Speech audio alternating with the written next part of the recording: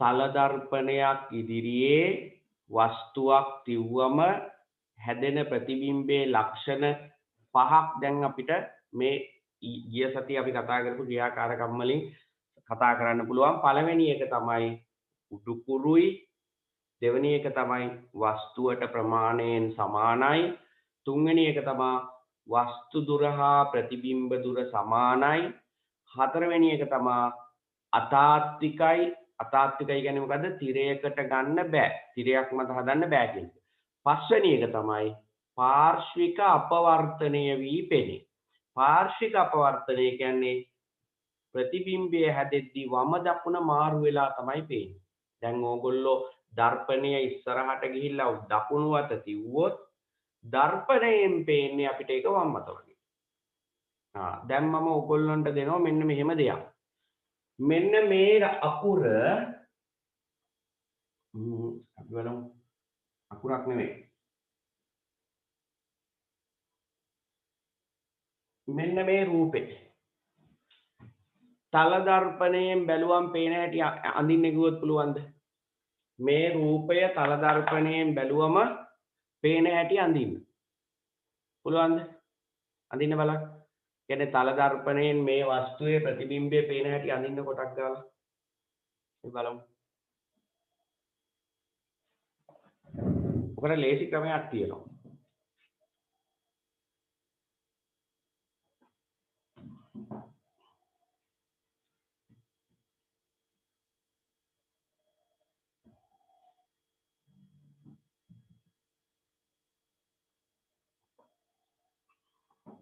එන්ද sir.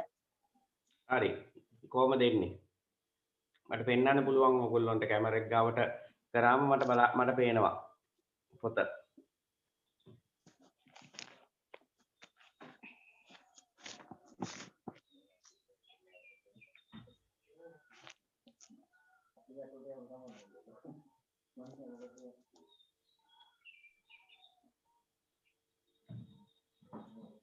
කොහොමද ආවේ?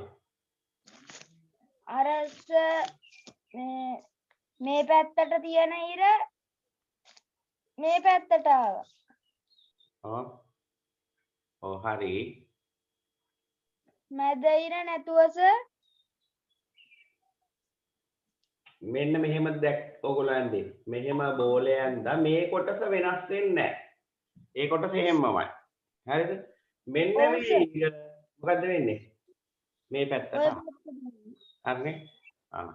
දැන් එතකොට හරි. දැන් ඕගොල්ලොන්ගේ නම ඉංග්‍රීසියෙන් ලිව්වොත් නැත්තම් සිංහලෙන් ලිව්වොත් ඒක තල දර්පණයෙන් පේන විදිය ලියන්න බලන්න. ඕගොල්ලොන්ගේ නම ඉංග්‍රීසියෙන් හරි සිංහලෙන් හරි ලිව්වම තල දර්පණයෙන් පේන විදිය. කැමති එකක් ලියන්න. ඉංග්‍රීසි හෝ සිංහල.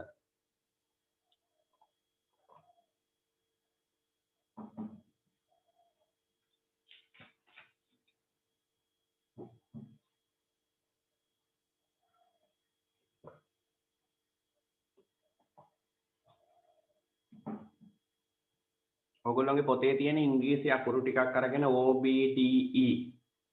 OBDP කියලා ඉංග්‍රීසි අකුරු ටිකක් අරගෙන ඒවා තල දර්පණයක් ඉදිරියේ තියුවම වම දකුණ මාරු වෙලා පේන හැටි බලන්න තියෙන පොඩි ක්‍රියාකාරකමක්. හරි. දැන් ඕගොල්ලෝගේ නම ලියන්න බලන්න.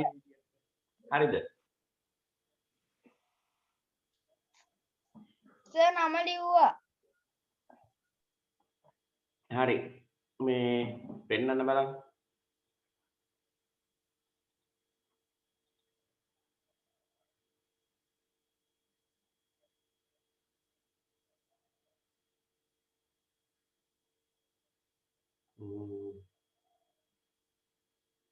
මොකද මේ තියෙන්නේ?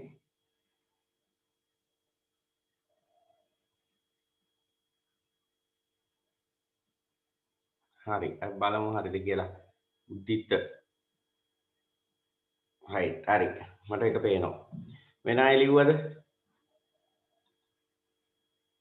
කවුරු හරි තව පෙන්නන්න බලන්න ලියපු කෙනෙක් ඉන්නවනම්.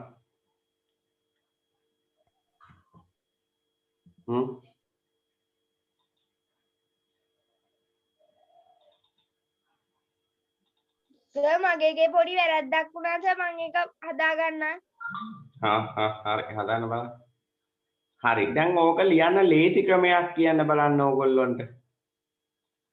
පොතේ හරියට ලියලා අනිත් පැත්ත බැලුවහම ඒක අනිත් පැත්ත ගහිලා පෙනෙනවා. ඔව්. මේකට කරන්න ඕන පුතේ මෙන්න මේකයි. ඕගොල්ලොන්ගේ නම ලියන්න කිව්වොත් පාර්ශ්වික අපවර්තනය වෙලා පේන හැටි ඕගොල්ලොන්ගේ නම ලියන්න. දැන් මම ලිව්වොත් A B C D කියලා A B C D කියලා ලියනවා. කොළ කෑල්ලක. හයියෙන් තදයට ලියන්න.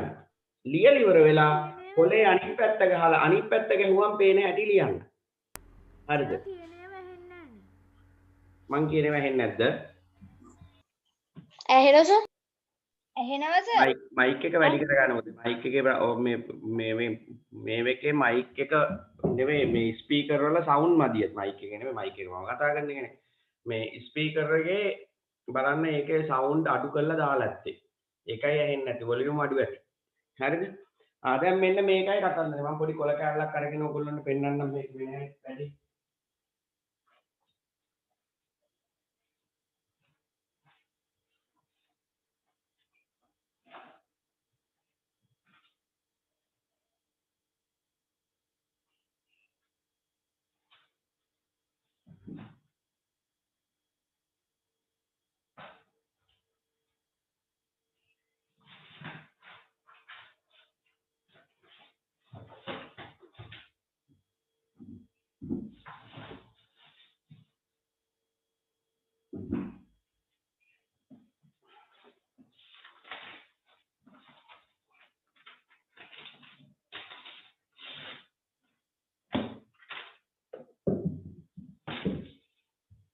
දැන් ඕගොල්ලන්ට තියෙනවා ලියන්න වචනයක් ambulance.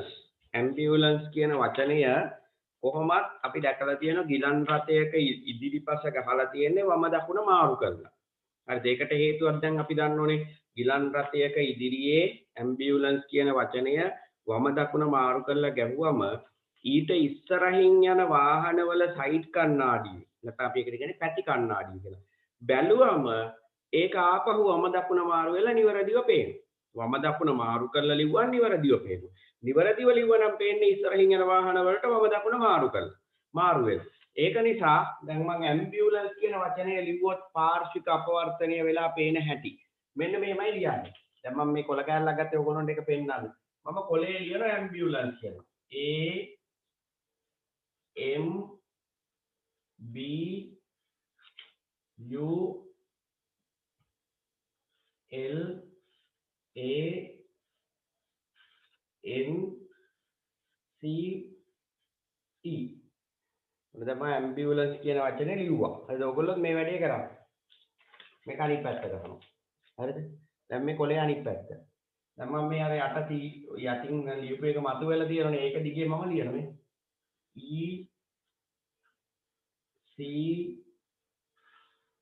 N A L U B M A ඔන්න වම දකුණ මාරු වෙලා පේන හැටි. හරිද? ඇම්බියුලන්ස් කියන වචනේ වම දකුණ මාරු වෙලා පේන්නේ ඔන්න ඔය විදිහට. මෙහෙම ලියලා තදේට කොලයක ලියන්න. ලියලා අනිත් පැත්තේ පේන්න දේ කොලේ අනිත් පැත්තෙන් පේන්නේ කොහොමද ඒක උඩින් ලියාගන්න. ඒක තමයි වම දකුණ මාරු වෙලා පේන විදිය. හරිද? එහෙනම් ඔන්න ඕගොල්ලන්ට විභාගෙට මොනවා හරි රූපයක් ආවොත් වම දකුණ මාරු වෙලා පේන හැටි පාර්ශ්වික අපවර්තනය වෙලා පේන හැටි ලියන්න කියලා ඒක ඔය විදියට ලියන්න පුරුදු වෙන්න. ඔය විදියට ලිව්වම වරදින්නේ නැහැ.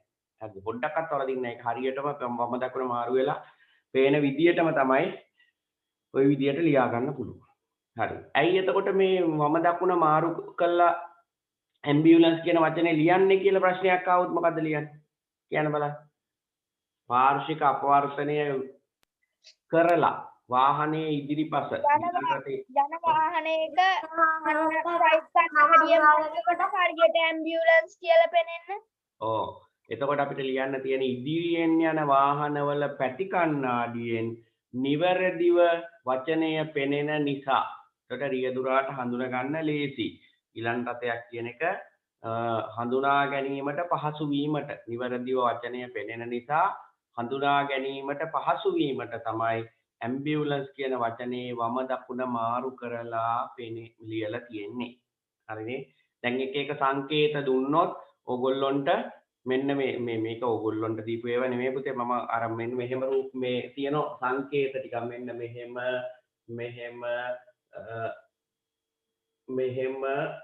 මෙහෙම උත්තර හතරක් දීලා එක සංකේතයක් දීලා කියන මෙන්න මේ සංකේතය මේ තල දර්පණයකින් බැලුව විට පාර්ශ්වික අපවර්තනය වී පෙනෙන්නේ කියලා උත්තර හතරක් තියෙනවා. මම ඒක කිව්වේ මොකක්ද දන්නවද? ඒක තිබුණේ O level ප්‍රශ්න පත්‍රයක විද්‍යාව. විද්‍යාව ආලෝකය කියන පාඩම ඕගොල්ලොන්ට විතරක් ඕගොල්ලොන්ගෙන් කෙලවර වෙන පාඩමක් නෙවෙයි. හරිද? ඕගොල්ලොන්ගෙන් කෙලවර වෙන පාඩමක් නෙවෙයි. මේක තියෙනවා උදේ මේ O level වලට. O level වලට විතරකුත් නෙවෙයි. දැන් මේ දවස්වල මේ ගැසට් කරලා තියෙනවා අධ්‍යාපන පරිපාලන සේවා විභාග. හරිද? අධ්‍යාපන පරිපාලන සේවා. දැන් ඕගොල්ලෝගේ අම්මලා තාත්තලා ගුරුවරුණා ගොඩක් වෙලාවට ඒගොල්ලොන්ටත් නැත්නම් අධ්‍යාපන ක්ෂේත්‍රයේ ගුරුවරු හරි එහෙම ඉන්නවා නම් ඒගොල්ලොන්ටත් මේ විභාගෙට ලියන්න පුළුවන්. අධ්‍යාපන පරිපාලන සේවා. හරිද? දැන් ඒ විභාගෙට මේ දවස්වල ක්ලාස් තියෙනවා. ඒ ක්ලාස් වල තියෙනවා පුතේ මම මේ කියන එක ගොඩක් වැදගත්. ඒකයි කියන්නේ. ඒ ක්ලාස් වල තියෙනවා මේ IQ කියන්නේ බුද්ධි පරීක්ෂණ. බුද්ධි පරීක්ෂණය කියලා කියන්නේ එක සබ්ජෙක්ට් එකක්. ඒ පන්ති වල ගන්නන එක සබ්ජෙක්ට් එකක් තමයි බුද්ධි පරීක්ෂණ. බුද්ධි පරීක්ෂණ අභියෝගතාව හා බුද්ධි පරීක්ෂණ. මේ අභියෝගතාව බුද්ධ පරීක්ෂණ ගැන පුතේ මුලේ කල්පනා කරලා ගණන් හදන්න තියෙන්නේ. නික IQ ගණන්වත් නෙවෙයි. හිතන්න තියෙන තර්කණය කරන්න තියෙන. ඒවයි තියෙන එක ගානක් තමයි මෙන්න මේ ඔරලෝසු වල කටු කණ්ණාඩියෙන් පේනකොට වෙලාව හොයන එක. හරිද? එතකොට ඔරලෝසුව කටු කියන්නේ මෙහෙම. ඔරලෝසුව මෙහෙම ඇඳලා අර ඔයගොල්ලෝ දැකලා තියෙන සමහර ගෙවල් වල මෙන්න මෙහෙම ඔරලෝසු තියෙනවා. ඔන්නම ඔරලෝසු තියෙන දැකලා තියෙනවනේ. දැන් මේ ඔරලෝසුවේ මෙතන මොකුත් අකුරක් නැති වුණාට අපි දන්න මෙතන තියෙන්නේ 12. මෙතන තියෙන්නේ 6. මෙතන තියෙන්නේ 3. මෙතන තියෙන්නේ 9. දැන් මෙන්න මෙහෙම කට්ටක් තියෙනවා. හරි. මේ විදිහට ඔරලෝසුවේ කටු පිට දෙන පොඩි කටුව මෙතන දිග කටුව මෙතන. දැන් ඕක කණ්ණාඩියෙන් බැලුවම වෙලාව කීයද? හරිද? අන්න ඒ වගේ ගණන් තියෙනවා. එතකොට ඒවටත් මේ ක්‍රමේම අපිට යොදා ගන්න පුළුවන්. මේක තදින් ලියමු. ලිව්වට පස්සේ අපි අනිත් පැත්ත හරවලා බලමු. අනිත් පැත්ත හරවලා බැලුවම මොකද්ද වෙන්නේ? අපිට පේන්නේ එතකොට මේ ඔරලෝසුව කණ්ණාඩියෙන් බැලුවම වෙලාව පේන විදිය. හරිද? එතකොට ඒ අනුව අපිට වෙලාව හොයාගන්න පුළුවන්. ඒ වෙලාව අතර පරතරය හොයන්න ඒ වගේ ඒවා කරන්න පුළුවන්. එතකොට ඒ කිව්වේ මම මේ වගේ ඒවා අපිට මෙතනින් ඉවර වෙන්නේ නැහැ. ඉස්සරහට හැමදා ඕන වෙනවා. ඒක නිසා මතක තියාගන්න. හරිද? නම් වම දකුණ මාරු කරලා ලියන එක අපිට හොඳම දේ තමයි තදින් කොලයක ලියන්න. ලිව්වම අනිත් පැත්ත හරවන්න. හැරෙව්වට පස්සේ පේන්නේ මොකද්ද? ඒ තමයි වම දකුණ මාරු වෙලා පේන හැටි. හරිනේ? දැන් ඒක මතක තියාගන්න. එහෙනම් ඔන්න ගිලන් රථයක ඇම්බියුලන්ස් කියන වචනය ලකුණු කරලා තියෙන අර විදියට ඉදිරියෙන් යන වාහනවල පැති කණ්ණාඩි වලින් රියදුරන්ට නිවැරදිව දැක ගැනීමට හැකිවන ලෙස. හරි. ඔතනින් පස්සේ ඔය ටික අපි ලියාගමු. ලියා ගන්න උතන යටින් ලියා ගන්න මෙහෙම ඉහත ක්‍රියාකාරකම් වලට අනුව හැබැයි පාර්ශ්වික අපවර්තනය කියන එක අපි කරේ නෑ නේද?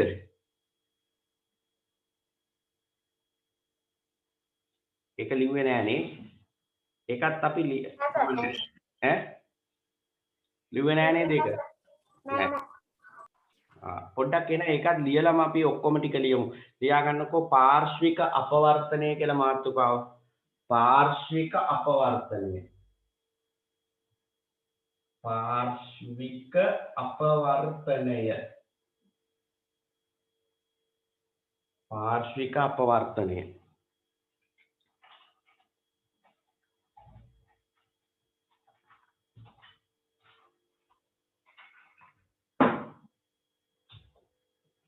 හරි. ඒක යටතේ ලියා ගන්න මෙහෙම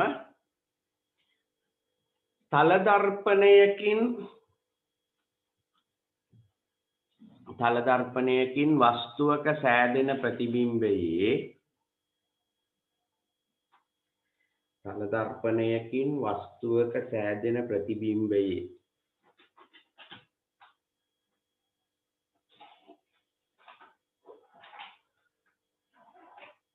තල දර්පණයකින් වස්තුවක සෑදෙන ප්‍රතිබිම්බයේ වම දකුණ මාරු වී පෙනීම.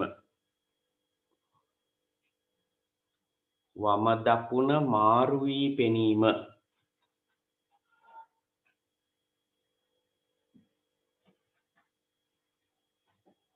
පාර්ශ්වික අපවර්තනය වීම ලෙස හඳුන්වනු ලැබේ.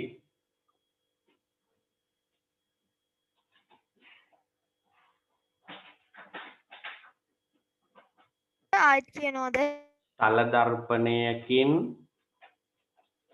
මට මුල් ටික මතක නැහැ මේ තල දර්පණයකින් මට කියන්නකෝ පුතේ එක්කෙනෙක් තල දර්පණයකින් වස්තුවක සෑදෙන ප්‍රතිබිම්බයේ වම දකුණ මාරු වී පෙනීම. තල දර්පණයකින් වස්තුවක සෑදෙන ප්‍රතිබිම්බයේ වම දකුණ මාරු වී පෙනීම පාර්ශ්වික අපවර්තනය නම් වේ. පාර්ශ්වික අපවර්තනය නම් වේ. පාර්ශ්වික අපවර්තනය නම් වේ.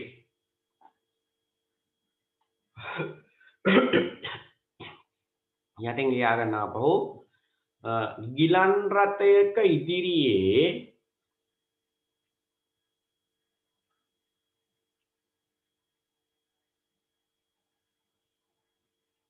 ගිලන් රථයක ඉදිරියේ ambulance ambulance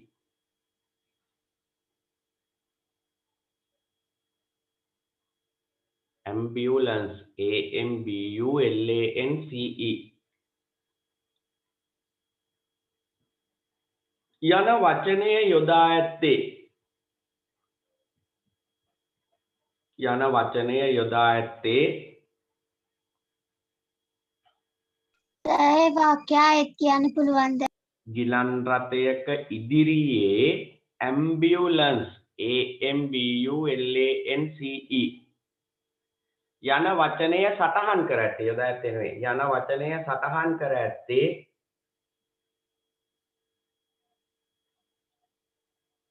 යන වචනය සටහන් කර ඇත්තේ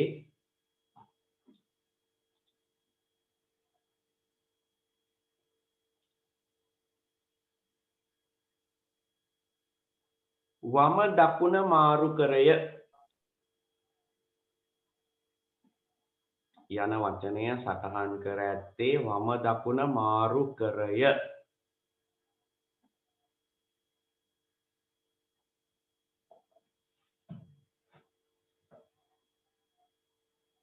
එවිට ඉදිරියෙන් යන වාහනවල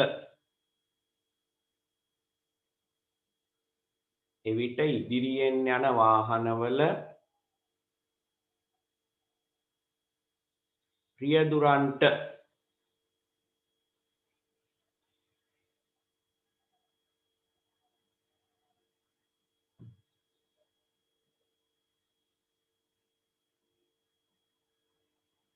පැති කණ්ණාඩියෙන් පෙනෙන්නේ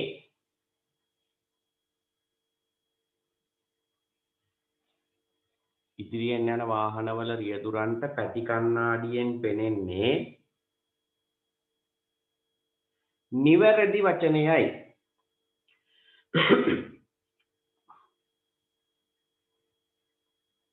නිවැරදි වචනයයි.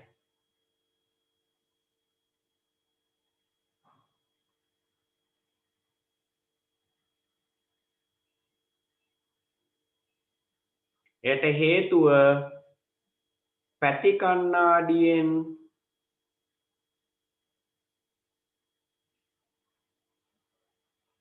හේතුව පැති කණ්ණාඩියෙන්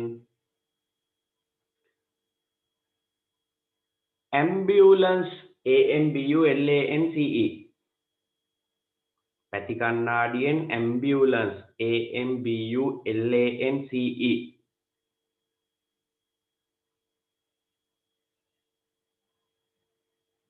යන වචනය පාර්ශ්වික අපවර්තනය වී පෙනීමයි.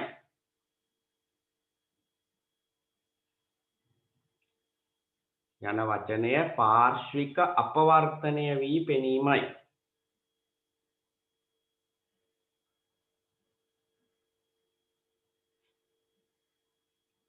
පාර්ශ්වික අපවර්තනය වී පෙනීමයි.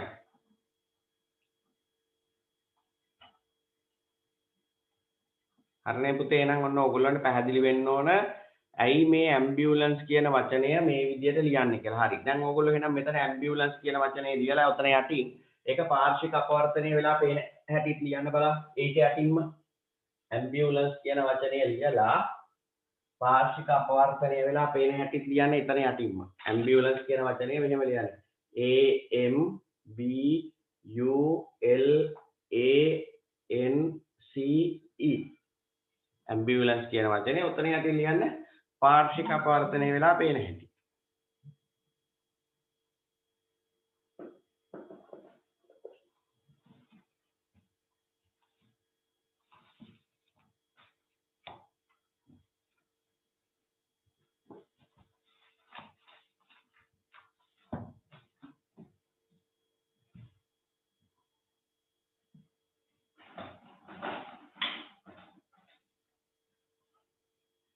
හරි. හරිද?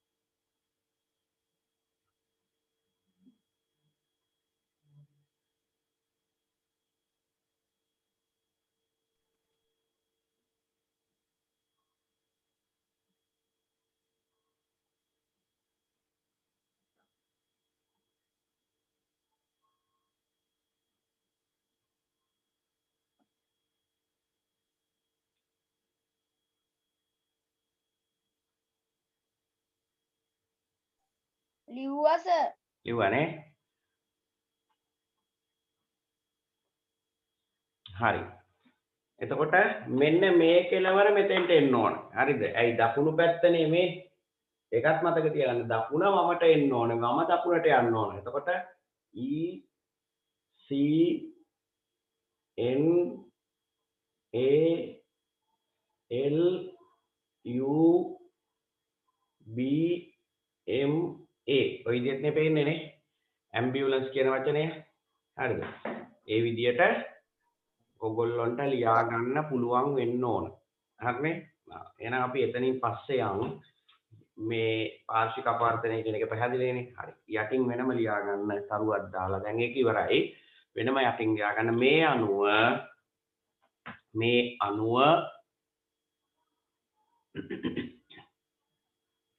තල දර්පණයකින් සෑදෙන ප්‍රතිබිම්බයක ලක්ෂණ. මේ අණුව තල දර්පණයකින් සෑදෙන ප්‍රතිබිම්බයක ලක්ෂණ. තල දර්පණයකින් සෑදෙන ප්‍රතිබිම්බයක ලක්ෂණ. සර් අයි කියන්නකෝ. මේ අණුව තල දර්පණයකින් සෑදෙන ප්‍රතිබිම්බයක ලක්ෂණ පහත පරිදි පෙළ ගැස්විය හැක.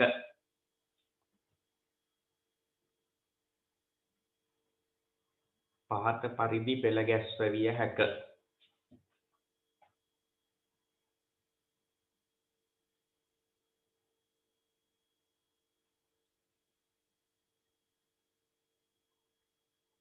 පහත පරිදි පෙළ ගැස්විය හැක.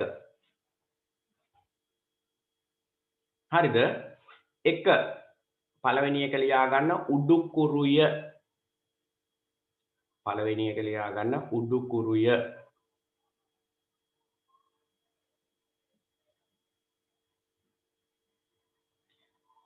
දෙක වස්තුවට ප්‍රමාණයෙන් සමානය.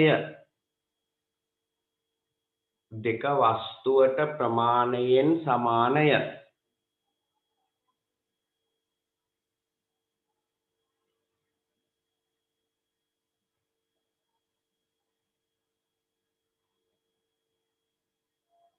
තුන වස්තු දුර හා ප්‍රතිබිම්බ දුර සමානය.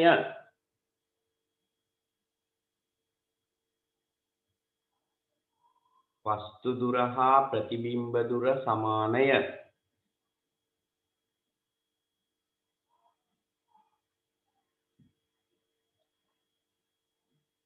හතර අතාත් විකය. හතර අතාත් විකය. වරහන් ඇතුලේ තිරයකට ගත නොහැකිය. තිරයකට ගත නොහැකිය.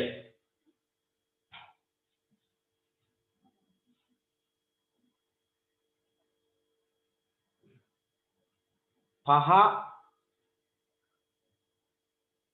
පාර්ශ්වික අපවර්තනය වී පෙනේ. පාර්ශ්වික අපවර්තනය වී පෙනේ.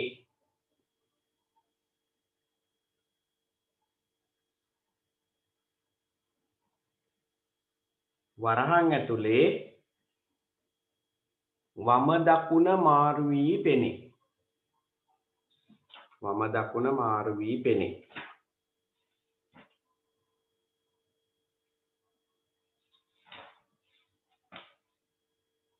හරි. ඊට පස්සේ මාතෘකාව ලියා ගන්න බහු ප්‍රතිබිම්බ සෑදීම කියලා. බහු ප්‍රතිබිම්බ සෑදීම.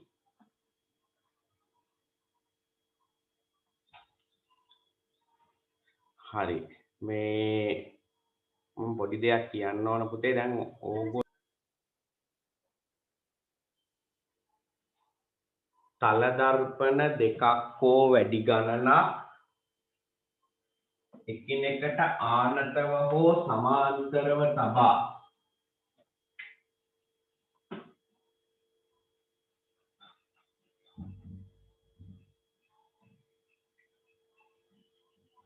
එකිනෙකට ආනතව හෝ සමාන්තරව තබා ඒ අතර වස්තුවක් ලැබූ විට ඒ අතර වස්තුවක් ලැබූ විට ඒ අතර වස්තුවක් ලැබූ විට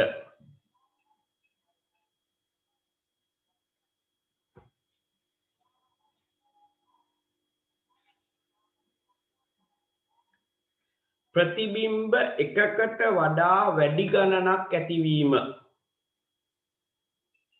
ඒ අතර වස්තුවක් ලැබූ විට ප්‍රතිබිම්බ එකකට වඩා වැඩි ගණනක් ඇතිවීම.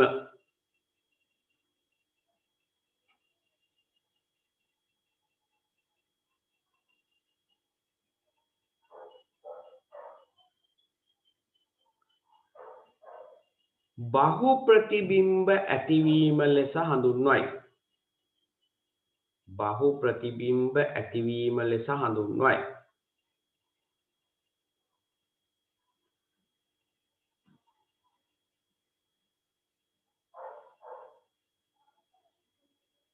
ඒ අතර වස්තුවක් ලැබූ විට ප්‍රතිබිම්බ එකකට වඩා වැඩි ගණනක් ඇතිවීම. ඒ අතර වස්තුවක් ලැබූ විට ප්‍රතිබිම්බ එකකට වඩා වැඩි ගණනක් ඇතිවීම බහු ප්‍රතිබිම්බ ඇතිවීම ලෙස හඳුන්වයි. බහු ප්‍රතිබිම්බ ඇතිවීම ලෙස හඳුන්වයි. එහෙම ඔයගොල්ලන්ට වෙලා තියෙද? ඔය සමහර තැන් වලට ගියාම කණ්ණාඩි දෙකක් මැද හිටගත්තම ඕගොල්ලෝ දෙපැත්තෙන්ම පේනව දැකලා තියෙද බහු ප්‍රතිබිම්බ? ඔව් කණ්ණාඩි මේක ළඟට ගියාම තලදර්පණ තුනක් තියෙනවා ඒකේ තුනෙන්ම පේනවා. ඒක ගන්න පුළුවන්. තලදර්පණ සැලූන් එකේ සැලූන් එකේ තව සැලූනේ කොණ්ඩේ කපන කොට ඉස්සරහා තියෙන කණ්ණාඩියයි ඊට පිටිපස්සේ තියෙන කණ්ණාඩිය. පිටිපස්සේ තියෙන රෙදි කඩවල් වල රෙදි කඩවල් වල සමහර වෙලාවට බහු ප්‍රතිබිම්බ ඇති වෙන විදියට තලදර්පණ සවි කරලා තියෙනවා. හරි. බාත්රූම් එකේ ඉස්සරහ කණ්ණාඩියේ පිටිපස්සේ දොරේ තියෙන කණ්ණාඩිය. ඒවත් අපිට ගන්න පුළුවන්. හරි. එතකොට බහු ප්‍රතිබිම්බ ඇති වෙන තව කැඩි කැඩිනේ කැඩි කැඩි දැනෙන්නේ. ඒ කියන්නේ පුතේ සිග්නල් වල ගැටලුවක් ඇති. හරිද? දැන් මේ කැඩි කැඩි ගොඩාක් වෙලා එක දිගට කැඩි කැඩි ඇහෙනවා නම් අයින් වෙලා ලොග් අවුට් වෙලා ආපහු ලොග් වෙන්න. හරිද? ගොඩක් වෙලාට නැත්තම් හරියන්නේ නැහැ. එහෙම කරන්න එතකොට ගොඩක් වෙලාවට පුතේ මේ හරියනවා. ඒක නිසා එහෙම කරන්න මේ මං ඉක්මනට ගන්නම් එහෙම මේ වුණා. හරි. බහු ප්‍රතිබිම්බ ඇති වෙනවා එක එක තැන්වල. සමහර වෙලාවට අපි සුපර් මාකට් එකකට ගියාම නැත්තම් ওই බාත් รู ම් එකේ කණ්ණාඩි කිහිපයක් සම්බන්ධ කරලා තියෙනවා. එහෙම නැත්තම් අර කිව්වා වගේ කණ්ණාඩි මේසේ කණ්ණාඩි කිහිපයක් තියෙනවා. බහු ප්‍රතිබිම්බ ඇති වෙන ආකාරය අපිට බලන්න පුළුවන්. හරිද? දැන් මම උතන කිව්වනේ මෙහෙම තල දර්පණ දෙක එකිනෙකට ආනතව හෝ සමාන්තරව ලැබුව විට. වචන දෙකක් ඒක. ආනතව තියුවමත් බහු ප්‍රතිබිම්බ ඇති වෙනවා. සමාන්තරව තියුවමත් බහු ප්‍රතිබිම්බ ඇති වෙනවා. ආනතව තියෙනවා කියන්නේ එකිනෙකට යම් කෝණයකින්. දැන් මේ තියෙන එක තල දර්පණයක් නම් මෙන්න මෙහෙම යම් කෝණයකින් අනිත් තල දර්පණය තියෙනවා. දැන් මම මේ CR පොත් දෙක ගත්තොත් දැන් මෙතන තියෙනනේ CR පොත් දෙකක්. මේ තියෙන කණ්ණාඩි දෙක කියලා හිතන්න. මේ පැත්ත එක කණ්ණාඩියක් මේ පැත්තේ මෙන්න මෙහෙම තියෙනවා. මේ කණ්ණාඩි දෙක ඔන්න ඔහම තියෙනවා. හරි. මේ හරියේ මැදින් තියෙන මොකක් හරි වස්තුවක්. මලක් කියලා හිතන්නකො. මෙන්න මෙහෙම තියෙනවා. මෙහෙම දිවුවම ආනත. සමාන්තරව තියෙනවා කියන්නේ මෙහෙම. එක කණ්ණාඩියක් මෙහෙම තියෙනකොට අනිත් කණ්ණාඩිය මෙහෙම තියෙනවා. එකිනෙකට සමාන්තරයි. මැදින් මොනවා හරි වස්තුවක් තියෙනවා. දිවුවම ඇති වෙන ප්‍රතිබිම්බ. මේ කණ්ණාඩියෙනුත් පේන මේ කණ්ණාඩිය. දැන් මෙහෙම තියලා මැදින් මම හිටගත්තොත් මම පේන මේ කණ්ණාඩියෙනුත් පේන. මේ කණ්ණාඩියටුත් පේන. මට කියන්නේ මෙන්න මේ විදියට කණ්ණාඩි දෙක කියලා අපි ඉතල ආනත එක නැතුව සමාන්තරයක් කතා කරමු. මෙන්න මෙහෙම එක තල දර්පණයක් තියෙනවා. හරිද? මෙන්න මෙහෙම අනිත් තල දර්පණය දෙනවා. කියන්නේ මේ දෙක එකිනෙකට සමාන්තරයි. මැදින් මම හිට ගන්නවා. මෙහෙම. මගේ ප්‍රතිබිම්බ කීයක් හැදෙනවද? මේ කණ්ණාඩි දෙකෙන් මගේ ප්‍රතිබිම්බ කීයක් හැදෙයිද? තාලගමන ඈ මේ ගණන් කරන්න බැරි තරමක් දෙක දෙකක් කියන එක කවුද? එක්කෙනයි. දෙකට වඩා ඇති වෙනවා. හතරක් හතරක්. තව හතරක්. තව ඊටත් වැඩි. හරි පුතේ මෙතන ඇති වෙනවා. දැන් හොඳට මතක තියාගන්න. හරිද? සමාන්තරව. මෙතන ඇති වෙනවා ගණන් කරන්න බැරි තරම් ගාණක්. ගණන් කරන්න බැරි තරම් ප්‍රතිබිම්බ ගාණක් ඇති වෙනවා. ගණන් කරන්න බැරි තරම් කියන එකට අපි කියන්නේ අනන්තයක් කියලා. ප්‍රතිබිම්බ අනන්තයක් ඇති වෙනවා. ඒ කියන්නේ ප්‍රතිබිම්බ විශාල සංඛ්‍යාව පොතේ විභාගයට එක එක විදිහට එන්න පුළුවන්. සමහර විට පේපර් එකේ ප්‍රතිබිම්බ අනන්තයක් ඇති වේ කියලා එන්න පුළුවන්. සමහර විට පොතේ එන්න පුළුවන් ප්‍රතිබිම්බ විශාල සංඛ්‍යාවක් ඇති වේ. ප්‍රතිබිම්බ දෙකක් නෙවෙයි හොඳේ. දැන් සමහර අයට හිතන මේ මම මේ කණ්ණාඩියෙන් පේනකොට මේ හරියට ප්‍රතිබිම්බයක් ඇති වෙනවා. මේ කණ්ණාඩියෙන් පේනකොට මේ හරිය නෑ ඊට වඩා ඇති වෙනවා. ඇයි දරුවෝ මෙහෙමනේ. දැන් මේ කණ්ණාඩියෙන් මෙතන ප්‍රතිබිම්බයක් ඇදුණා. මේක ආපහු මේ කණ්ණාඩියෙන් පේන්න ගන්න. එතකොට මෙහෙ ප්‍රතිබිම්බයක් ඇති. ආයි මේක මේ කණ්ණාඩියෙන් පේන්න ගන්න. එතකොට මෙහෙ ප්‍රතිබිම්බය. ওই විදිහට ප්‍රතිබිම්බ විශාල ගාණක් හැදෙනවා. හරිද? ප්‍රතිබිම්බ අනන්ත සංඛ්‍යාවක් ඇති වෙනවා. ප්‍රතිබිම්බ අනන්ත සංඛ්‍යාවක් ඇති වෙනවා. විශාල සංඛ්‍යාවක් එකක් දෙකක් නෙවෙයි. ප්‍රතිබිම්බ විශාල ගාණක් ඇති වෙනවා. හරිද? එහෙනම් තල දර්පණ දෙකක් එකිනෙකට සමාන්තරව තැබුවම ඇති වෙනවා ප්‍රතිබිම්බ කීයක්ද? අනන්ත ගණන. මම මේකේ වීඩියෝ එකක් ඔයගොල්ලන්ට පෙන්නනවා. හරිද? ඒක හැදෙන හැටි. මේක බලන්න පොඩි ක්‍රියාකාරකමක් කරන්න ඕන. කණ්ණාඩිය හීල් කරන්න ඕන. ක්‍රියාකාරකමක්. නැත්තම් පේන්නේ නැහනේ. කණ්ණාඩිය හීල් කරලා බලන්න ඕන. මම පෙන්නන්නම් ඒක බලන හැටි. හරිද? ඊළඟ එක තමයි ආනතව තිබ්බා. දැන් ඔන්න මම ඊළඟ වැඩේට යනවා. දැන් මේක පැහැදිලිනේ. මේක එකයි මතක තියාගන්න ඕන. තල දර්පණ දෙකක් එකිනෙකට සමාන්තරව තිබුවම ප්‍රතිබිම්බ කීයක් හැදෙනවද? අනන්තයක් කියන්නේ කීයක්ද? විශාල සංඛ්‍යාවක්. විශාල සංඛ්‍යාවක්. හරිද? එකක් දෙකක් නෙවෙයි. තුනක් හතරක් නෙවෙයි. ගොඩාරයක් හැදෙනවා. ඒක මම පෙන්නන්නම් හැදෙන හැටි. එක මිනිස්සෙක් කණ්ණාඩියක් ඉස්සරහා වාඩි වෙලා හිටියා. මිනිස්සෙක් කියන්නේ කණ්ණාඩි දෙකක් මැද වාඩි වෙලා හිටියා. දෙපැත්තට මිනිස්සෙක් පේලියක් පේනවා. හරිද? මේ කණ්ණාඩියේනොත් මිනිස්සෙක් පේලියක් පේනවා. මේ කණ්ණාඩියේනොත් මිනිස්සෙක් පේලියක් පේනවා. එක වගේ. හරි. ඊළඟ එක තමයි යම් කෝණයකින් තල දර්පණ දෙකක් තියෙනවා.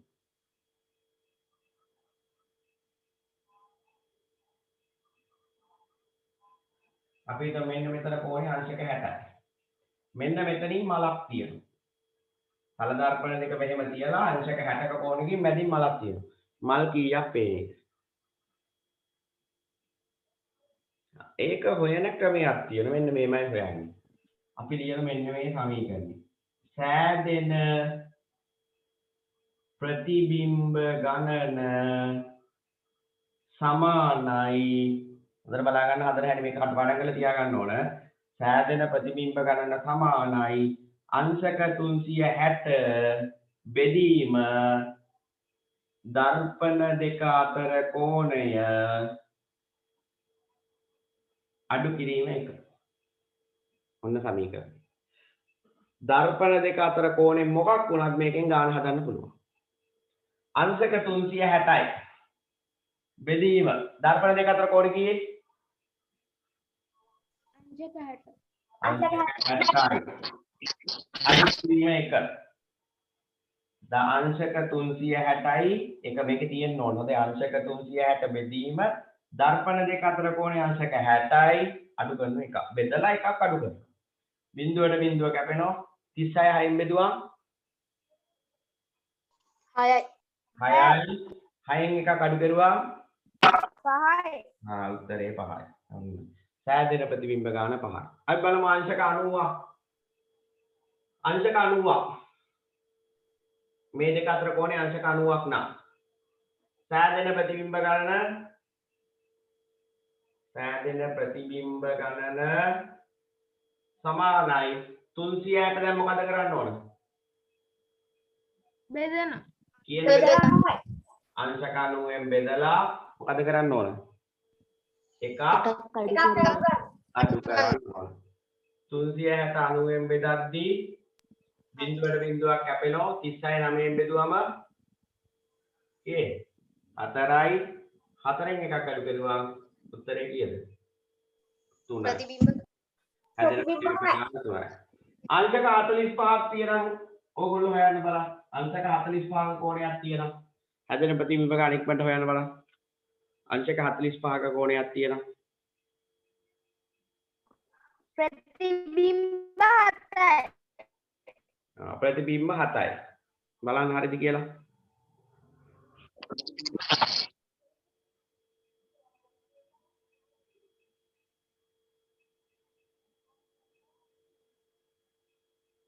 අර සමීකරණයට දාලා හොයන්න එක ඕක කටපාඩම් කරලා තියාගන්න.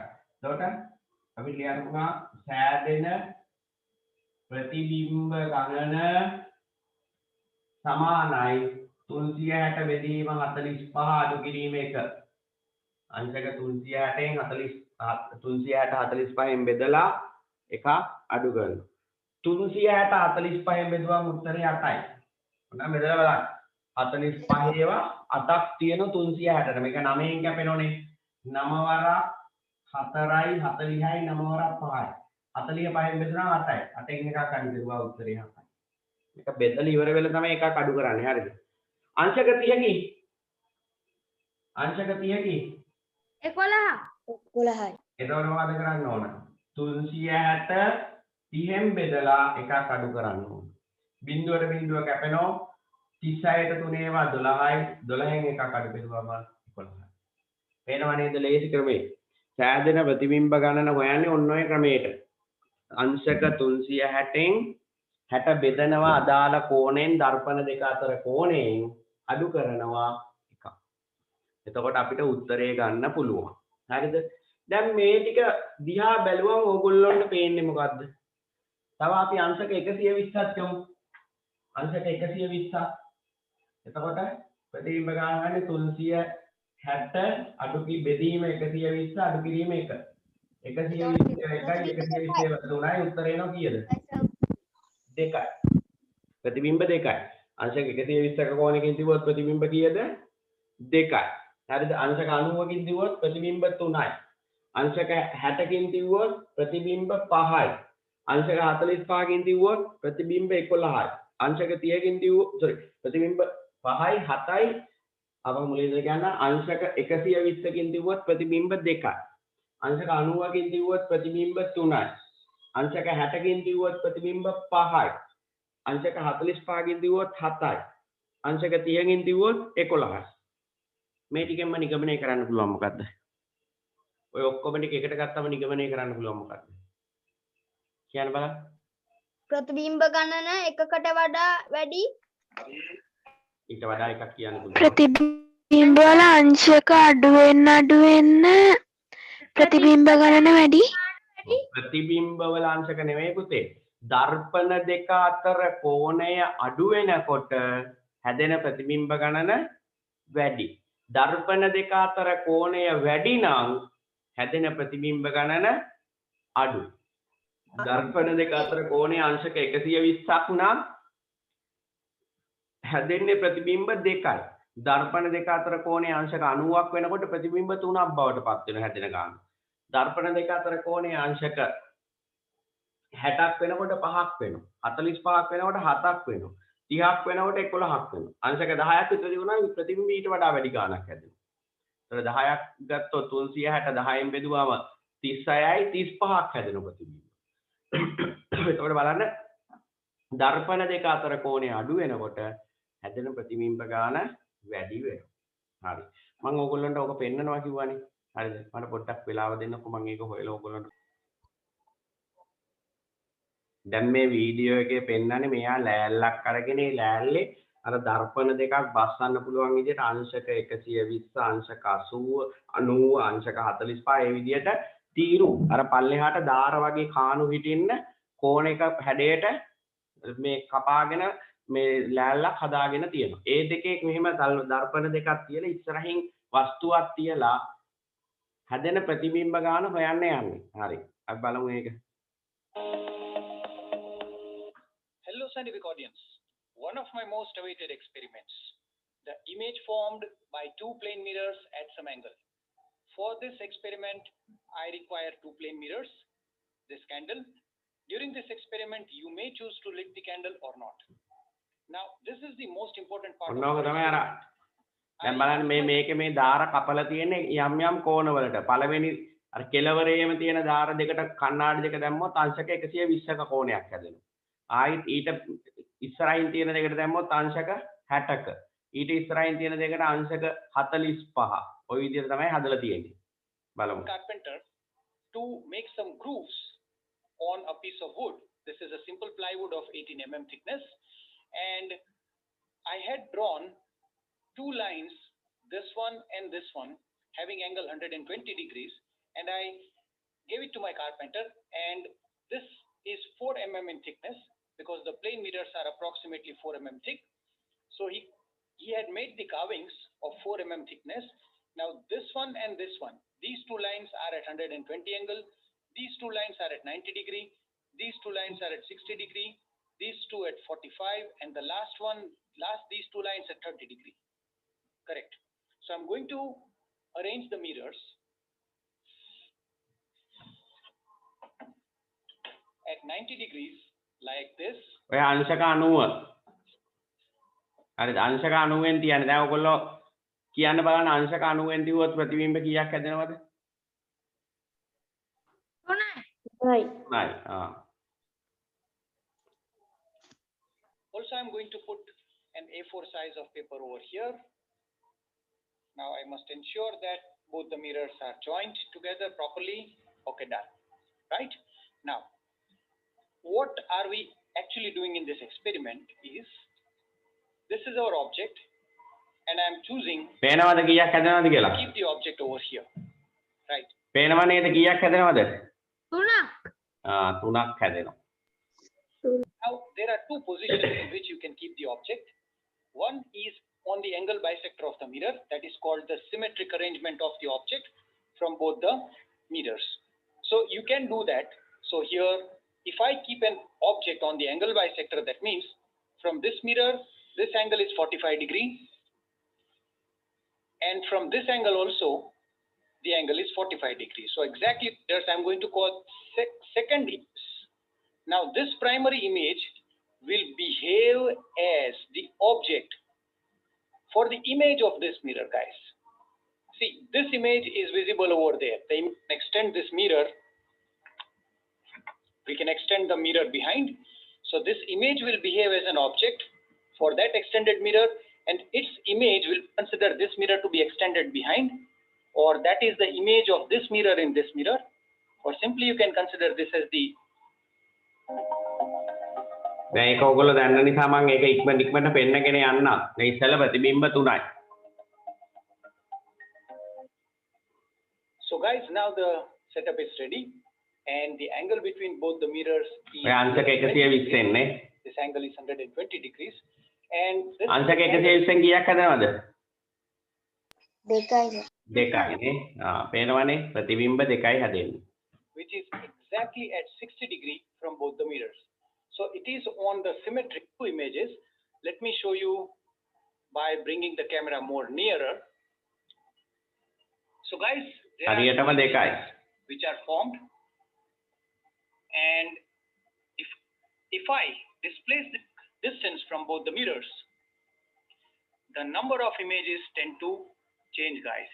So this is the first image, that is the second image, and if you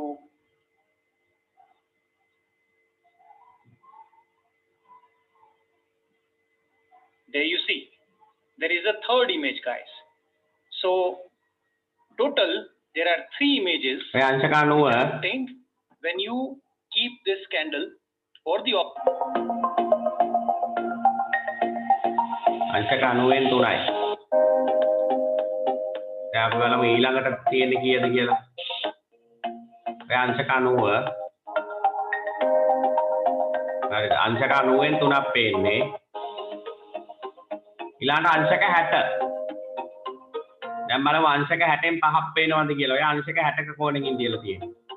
ගණන් කරලා බලන්න කීයක් පේනවද කියලා. 1යි 2යි 3යි 4යි 5යි. අංශක 60කින් දිවුවොත් කීයක් පේනවද? 5යි. 5ක් පේනවනේ. මේ කන්න මේ තමයි වස්තුව. මෙතන මේ දර්පණයෙන් 2ක් පේනවා, මේ දර්පණයෙන් 3ක් පේනවා. 1යි 2යි 3යි 4යි 5යි. ඒ විදිහටනේ පේන්නේ.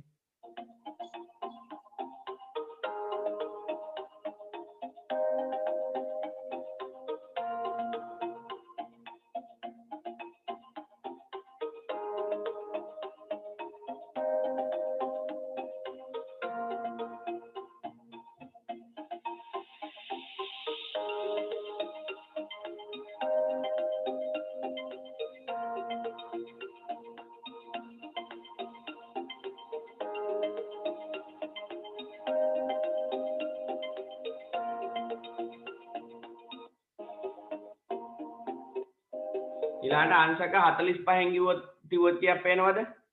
8යි. 7ක් පේනවා. අංශක 45න් 7ක් බලමු.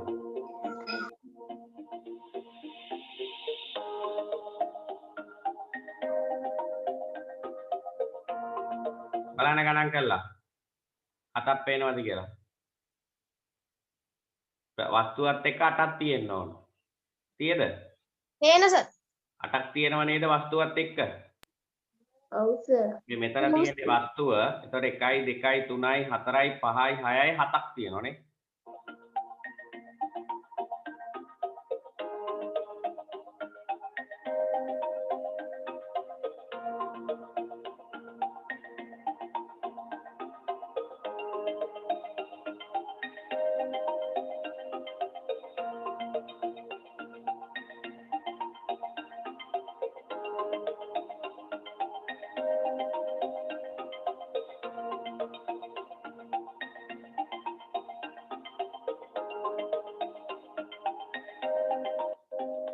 ඊළඟට අංශක 30න් දිවුවොත් ප්‍රතිබිම්බ කීයක් පේන්න ඕනද? 11යි. 11ක්. බලමු.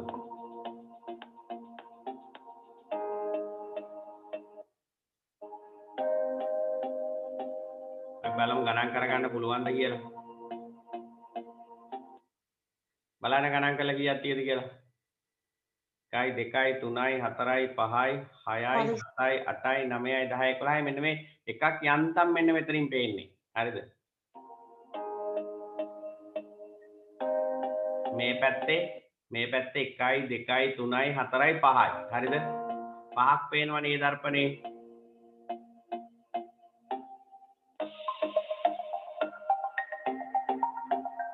ආයි මේ පැත්තේ දර්පණයෙන් 1යි 2යි 3යි 4යි 5යි මෙන්න මෙතන තව එකක් පේනවා. හරි දැන් මෙහෙම බැලුවා මේ දර්පණයෙන් 6ක් පේනවා. පේනවනේ දැන් ඔන්න හරියට ගණන් කරලා බලන්න. 11ක් පේනවද කියලා. 1යි 2යි 3යි 4යි 5යි මෙන්න මෙතන එකක් යන්තම් පේන්නේ. 6යි 7යි 8යි 9යි 10යි 11යි. හරිද? එකක් අර දර්පණ දෙකේ ධාරයට සම්බන්ධ වෙච්ච තැන එකේ යන්තම් පේන්නේ. ඒකේ පැත්තයි පේන්නේ. දැන් එකක් පේනවා ටිකක් පැහැදිලිව. දැන් හරියට බලා ගන්න පුළුවන් 11. ගණන් කරලා බලන්න වස්තුවත් එක්ක 12ක් තියෙනවා. හරි නේද?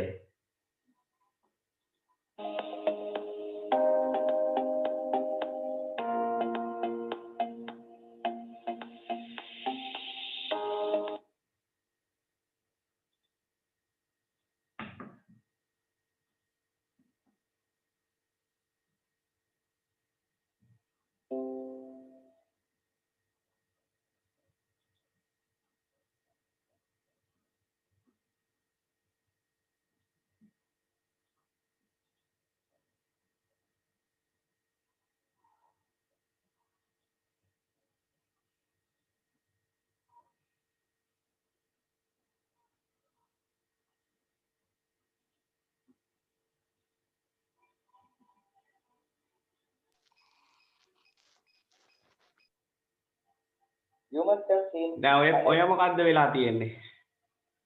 දැන් ඔතන ඕගොල්ලොන්ට ඉටිපන්දම් මේ පහන් කීයක් පේනවද?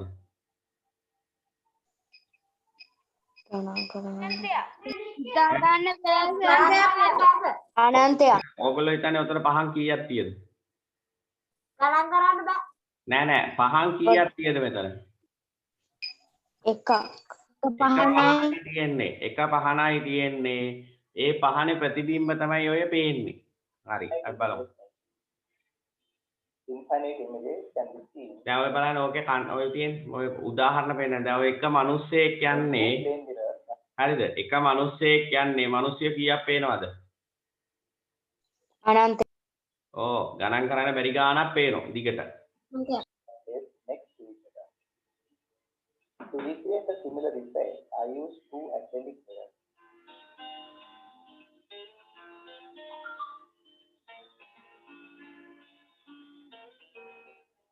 When connected and placed at an angle in front of an object, many images can be seen.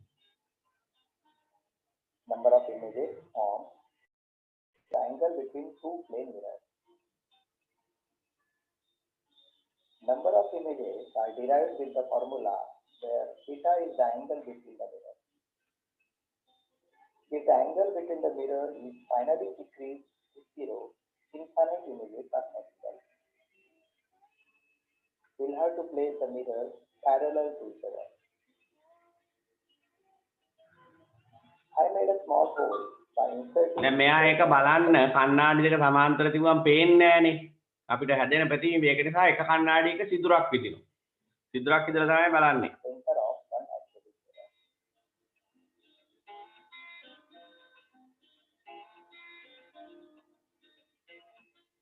Mirrors are placed next to each other inside a box.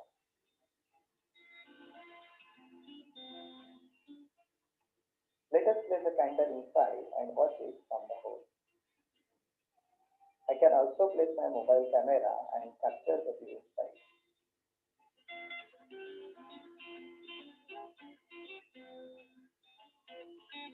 මොකක්ද යාට දැක ගන්න පුළුවන්. පේනව නේද? අර ඉටිපන්දමේ ප්‍රතිබිම්බ අනන්ත ගණනක් දැක ගන්න පුළුවන්.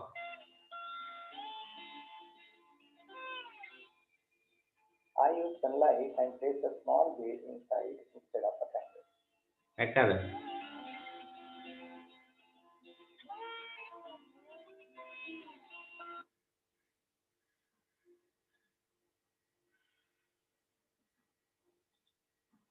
හරි. දැන් මම ඕගොල්ලන්ට පෙන්නුවේ වස්තුවක ප්‍රතිබිම්බ හැදෙන ආකාරය දර්පණ දෙකක් ආනතව හෝ සමාන්තරව තියුවා. අපි ඕකට කියන නම තමයි බහු ප්‍රතිබිම්බ ඇතිවීම. දැන් මේ බහු ප්‍රතිබිම්බ ඇතිවීම ප්‍රයෝජනයට ගන්න අවස්ථාවක් තමයි අර ඕගොල්ලෝ හදලත් ඇති එක. ඒකට අපි කියන නම තමයි බහුරූපේක්ෂය. කාගේද හදලා තියෙන්නේ බහුරූපේක්ෂ? අපි හදලා මම හදලා තියෙනවා. හදලා තියෙනවා. බහුරූපේක්ෂ. ඔව්. මොකක්ද ඕන වෙන්නේ බහුරූපේක්ෂයක් හදන්න? කණ්ණාඩි 3යි කණ්ණාඩි 3යි ටිෂු කඩදාසි. ටිෂු කඩදාසියකුයි කළු කඩදාසියකුයි නේ. තව මොනවා හරි පබළු ටිකක් හරි මොනවා හරි ටිකක් තමයි ඕන වෙන්නේ. එතකොට මොකද්ද කරන්නේ හදනකොට? පළ දර්පණ 3 කණ්ණාඩි 3 එකට තියලා සෙලෝ ටේප් ගහනවා. ඔව් ගහලා ඉවර වෙලා එක පැත්තක ටිෂු කඩදාසිය අලවනවා අනිත් පැත්තේ කළු කඩදාසිය අලවලා මේ පැත්තේ ටිකක් හදා ගන්නවා. ඇතුළට දාලා පබළු ටික ඒක බලනවා. දැන් මේ තියෙන මේ වගේ මම හදපු එකක් බහුරූපේක්ෂය. හරිද? දැන් මේක ඇතුලේ තියෙන කණ්ණාඩි 3 දර්පණ 3. හරිද? දැන් මම මේක ඇතුළට මොනවා හරි දෙයක් දාලා පාට මල් පෙති ටිකක් හරි පබළු හරි මොනවා හරි දෙයක් දාලා මේව බැලුවම මට පේනවා අර දර්පණ 3ෙන්ම මේ ප්‍රතිබිම්බ දර්පණ 3ෙන්ම ඒවයි ප්‍රතිබිම්බ පේන නිසා ලස්සන රටා. දැන් මම මෙහෙම බලනකොට මට මේකේ රටා පේනවා. මේ නිකම් මේකෙන් ඈතට බැලුවත් පේනවා. දැන් ඈත ගහක් දිහා බැලුවම මෙහෙම ලස්සන රටාවක් හැදෙන්නේ. හරිද?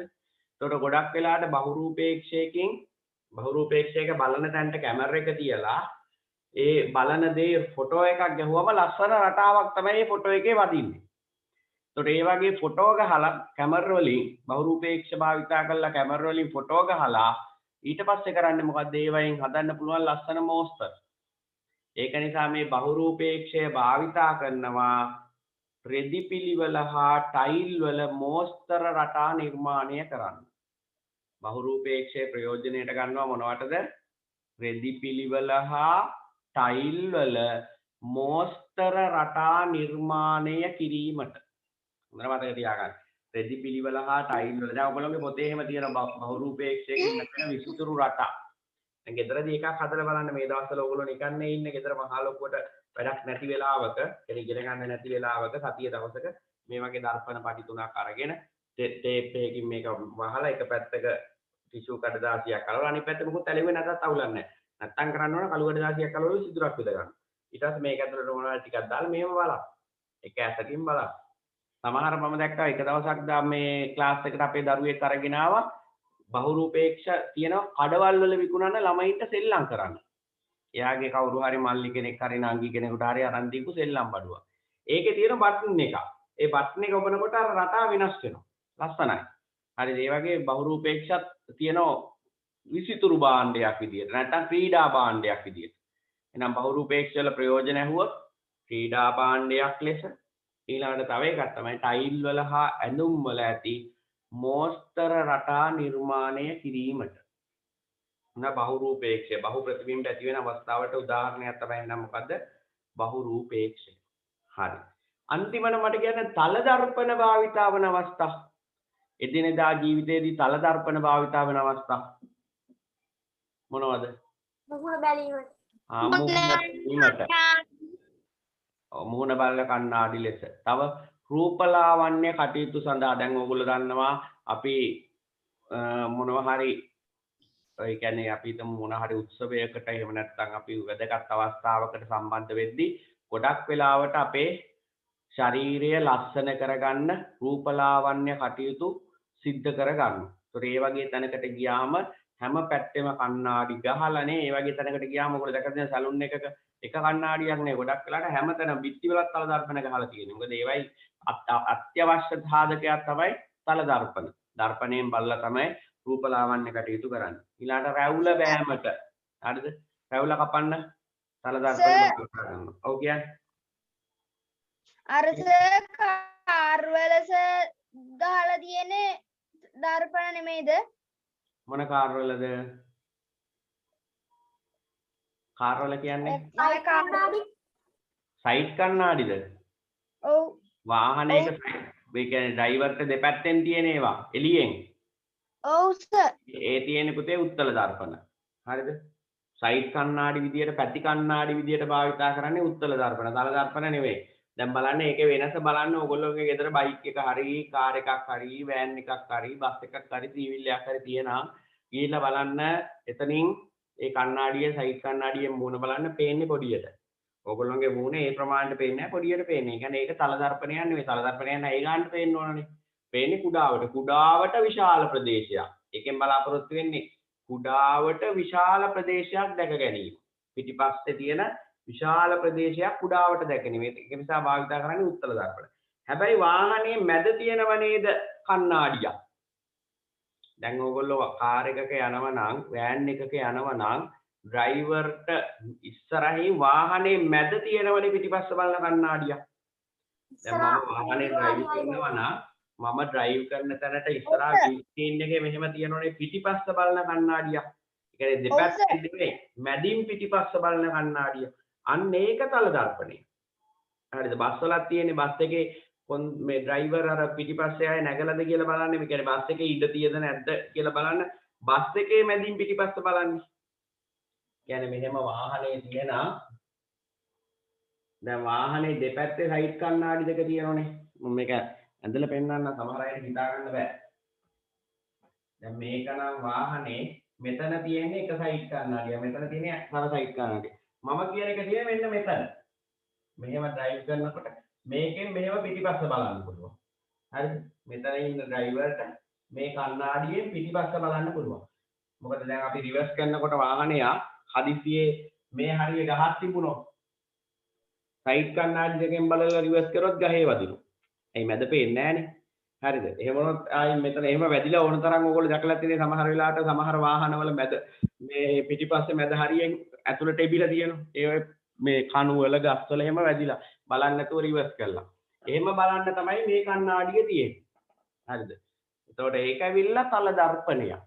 එනවන තල දර්පණ තියෙන අවස්ථා ගත්තොත් මේ ප්‍රයෝජනවත් වෙන අවස්ථා මුහුණ බලන කණ්ණාඩිය ඊළඟ වාහනයක ඇති පසුපස බලන කණ්ණාඩි ලෙස ඒ කියන්නේ සයිඩ් කණ්ණාඩි නෙවෙයි හොඳේ වාහනයක මැද නැත්තම් කියන්නේ වාහනයක් තුල ඇති පසුපස බලන කණ්ණාඩි ඊළඟ අන්වීක්ෂ කදාව මතට ආලෝකය ගැනීමට යොමු කරන්නේ ඒක අපි වෙනම කතා කරන ඊළඟ පාඩුවේ ඊළඟ බහුරූපේක්ෂය හදන්න තව භාවිතා කරන පරීක්ෂය හදන්න මොකද පරීක්ෂය කියන්නේ පරීක්ෂය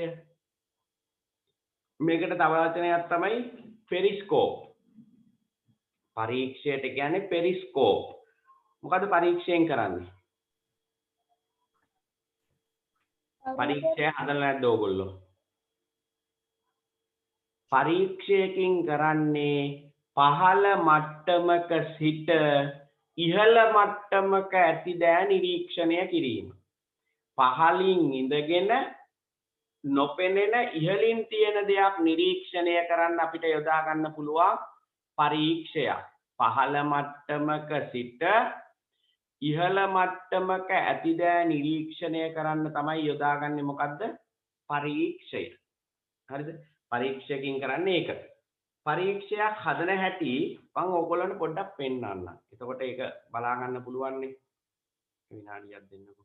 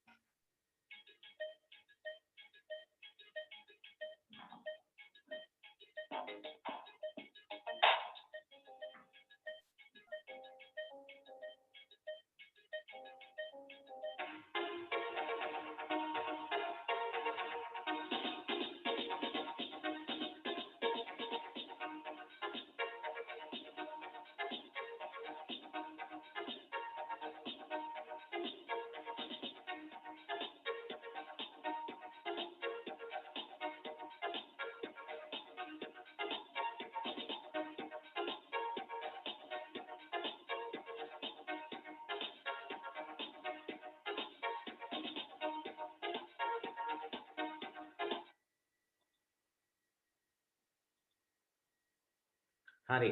ඒ දැක්කේ ඔයගොල්ලෝ තල දර්පණය මේ තල දර්පණ පටි දෙකක් පාවිච්චි කරලා හදපු පරීක්ෂයක්. ඒතකොට පරීක්ෂයකින් කරන්නේ පහළ මට්ටමක ඉඳලා ඉහළ මට්ටමක තියෙන දෙයක් නිරීක්ෂණය. දැන් අර ඕකත් පරීක්ෂයක් අරගෙන ගියා නම් තාප්පයක් ගාවට තාප්පෙට උඩින් අර කෑල්ල තියලා අර මෙහෙම කොටස උඩ කොටස තාප්පෙට උඩින් තියලා හැංගිලා ඉඳගෙන තාප්පෙට එහා පැත්ත වෙන දේවල් බලන් ඉන්න පුළුවන්. හරිද? එහෙම පුළුවන්. දැන් ගොඩක් වෙලාවට ඒක නිසා මේ පරීක්ෂ භාවිතා කරා බංකර් ඇතුලේ ඉඳගෙන බංකරේට උඩින් යුද කටයුතු වලදී තියෙන දේවල් ඒ කියන්නේ වෙන දේවල් නිරීක්ෂණය කරා. බංකර් ඇතුලේ ඉඳගෙන බංකරයකට උඩින් නැත්නම් අවට ප්‍රදේශයේ ඇති දෑ නිරීක්ෂණය කරන්න. තව එකක් තමයි මුහුදු පතුලේ ඉඳගෙන මුහුද මතු පිට වෙන දේවල් නිරීක්ෂණය කරන්න නැව් වල යන ඒවා නිරීක්ෂණය කරන්න සබ්මැරීන වල ඉඳගෙන පරීක්ෂය දාගත්තා. සබ්මැරීනයක ඉඳගෙන මුහුද මතු පිට ඇති දෑ නිරීක්ෂණය කරන්න මේ පරීක්ෂය කියන උපකරණය භාවිතා කරා. එහෙනම් පරීක්ෂය භාවිතා වෙන අවස්ථා ඇහුවොත් එකක් තමයි බංකර් වල, තව එකක් තමයි කොහෙද? සබ්මැරීන වල. සබ්මැරීනයක මුහුදු පතුලේ ඉඳලා මුහුද මතු පිට සිදුවෙන දෑ නිරීක්ෂණය කරන්න පුළුවන් භාවිතා කරන්න මොකද්ද? පරීක්ෂය. ඊළඟට ඕගොල්ලන්ට එන්න පුළුවන් පරීක්ෂයක් කරහා ආලෝක කිරණ ගමන් කරන ආකාරය අඳින්න කියලා. පරීක්ෂයක් කරහා ආලෝක කිරණ ගමන් කරන ආකාරය. ඒකට අඳින්න ඕන මෙන්න මෙහෙම. දැන් මේ තියෙන්නේ පරීක්ෂය නම්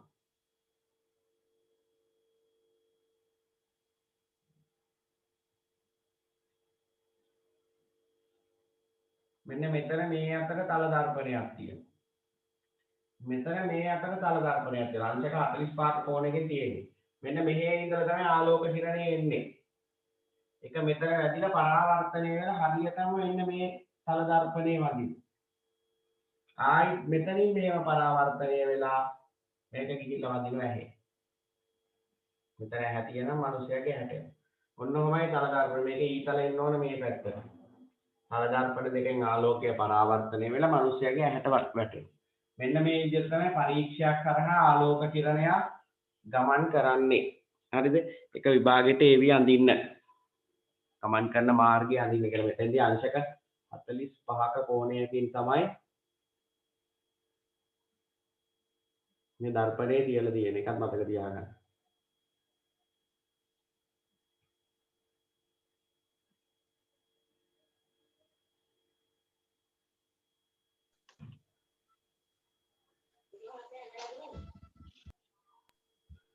right අපි මේ ටික ලියාගමු. මම ප්‍රශ්න ටිකක් දෙන්නේ. හරි. එතනින් තල දර්පණ ඉවරයි.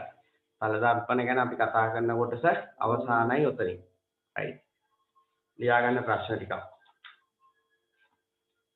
ඔයගොල්ලෝ අන්තිමටම ලිව්වේ බහු ප්‍රතිබිම්බ ඇතිවීම කියන එක නේද ලිව්වේ? බහු ප්‍රතිබිම්බ ඇතිවීම. හරි. පළවෙනි ප්‍රශ්නේ ලියා ගන්න. තල දර්පණ දෙකක් ගෙන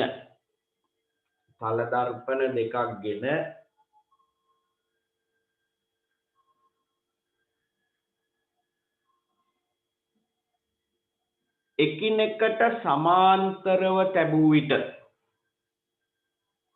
තල දර්පණ දෙකක් ගෙන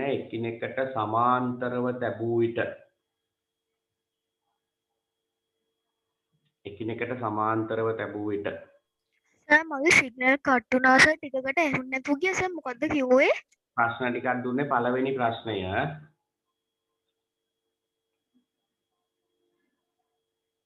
පොඩ්ඩක් ඉන්න තව එක්කෙනෙක් එන්න ඉන්න එයාත් අරගෙනම අපි කතා කරමුකෝ ප්‍රශ්න කියන්න. හරි. අයෝ දැන්නේ ආවේ පළවෙනි ප්‍රශ්නේ ලියා ගන්න පුතේ පළවෙනි ප්‍රශ්නේ ලියා ගන්න. ප්‍රශ්න ටිකක් දෙන්නේ මේකේ. හරි දැන් උගන්නලා ඉවර නිසා ප්‍රශ්න ටිකක් දෙන්නේ පළවෙනි ප්‍රශ්නේ ලියා ගන්න. තල දර්පණ දෙකක් ගෙන එකිනෙකට සමාන්තරව තබා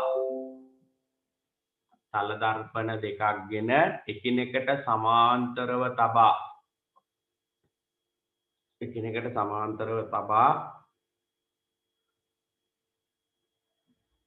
ඒ මැදින්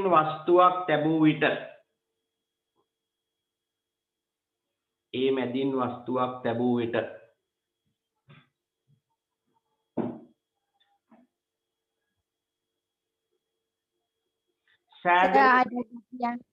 තල දර්පණ දෙකක් ගෙන එකිනෙකට සමාන්තරව තබා ඒ මැදින් වස්තුවක් තැබූ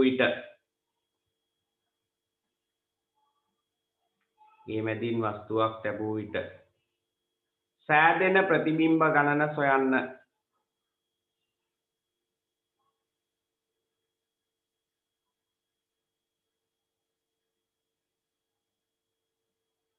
සෑදෙන ප්‍රතිබිම්බ ගණන සොයන්න.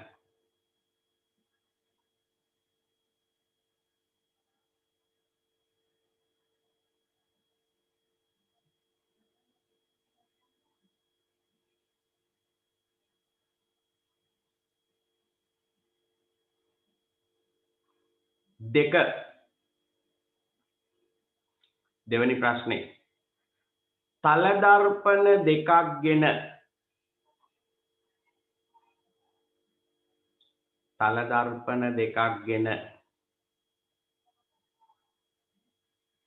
එකිනෙකට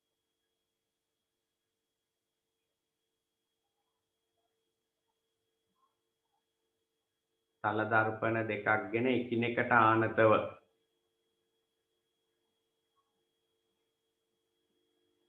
පහත කෝණ වලින්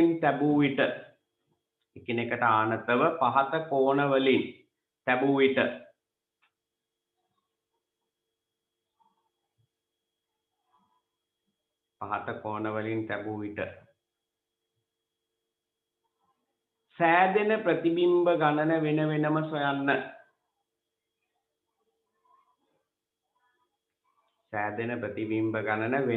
සොයන්න.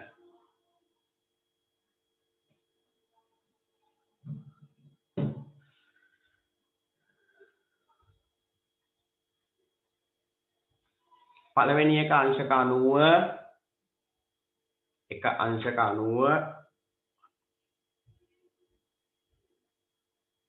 දෙක අංශක 60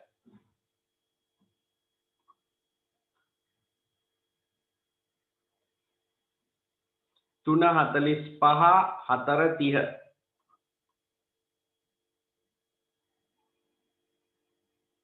4 30 මතකද සමීකරණේ සෑදෙන ප්‍රතිබිම්බ ගණන සමානයි දර්පණ දෙක අතර කෝණය මේ 360 බෙදීම දර්පණ දෙක අතර කෝණය අඩු කිරීම 1.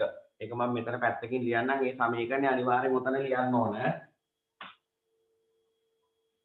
මෙන්න මේක තමයි සමීකරණය. ඒකට දාලා ඕන හදන්න. ඒක මතක තියාගන්න කටපාඩම් කරලා සෑදෙන ප්‍රතිබිම්බ ගණන සමානයි අංශක 360 බෙදීම. මේ ඉරෙන් කියන්නේ පුතේ බෙදීම කියන එක. හරිද? ඉස්සරහට එහෙමයි කියන්නේ බෙදීම කියන එක තමයි මේ ඉරෙන් කියන්නේ. දර්පණ දෙක අතර කෝණය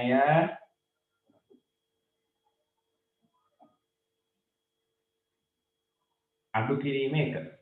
අංශක 90 නම් මෙතන 90 දැම්ම 360 90 ඒවා 4යි. මේ 4න් එකක් අඩු කරුවා 3යි. අන්න ඒ විදිහට උත්තරේ ගන්න. හරිද? එක ලියන්න ඕන උතන. මේ ප්‍රශ්නේ එක අනිවාර්යෙන් ලියන්න ඕන. ඊළඟ ප්‍රශ්නේ.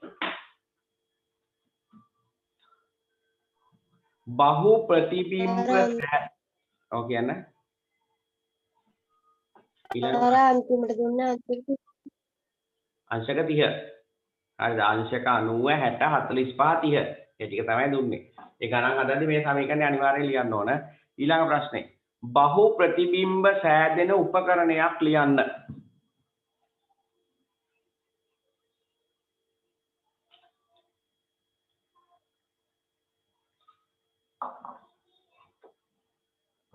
බහු ප්‍රතිබිම්බ සෑදෙන උපකරණයක් ලියන්න. හරිද? එය සාදා ගැනීමට අවශ්‍ය ද්‍රව්‍ය ලියන්න. එය සාදා ගැනීමට අවශ්‍ය ද්‍රව්‍ය ලියන්න.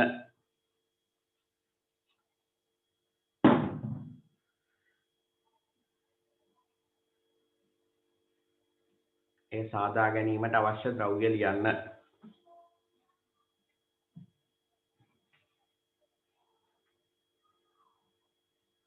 ඊළඟ ප්‍රශ්නේ ඉදිරිපත් භාවිත කරන්න පුළුවන් නේ.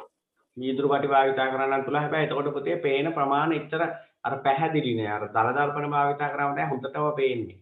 වීදුරු පටි භාවිතා කරලත් පුළුවන්. අලුකඩ 16ක් ඇලෙවුවා ඒකෙනුත් ආලෝකේ පරාවර්තනය වෙනවා ඇතුළට. නමුත් හොඳම තමයි දල දර්පණ. ඊළඟ ප්‍රශ්නය බහුරූපේක්ෂය භාවිතා වන අවස්ථා ලියන්න. නැත්නම් බහුරූපේක්ෂයේ ප්‍රයෝජන ලියන්න. එහෙම ලියා ගන්නකො භාවිතා වන අවස්ථාවලට වඩා බහුරූපේක්ෂයේ ප්‍රයෝජන ලියන්න.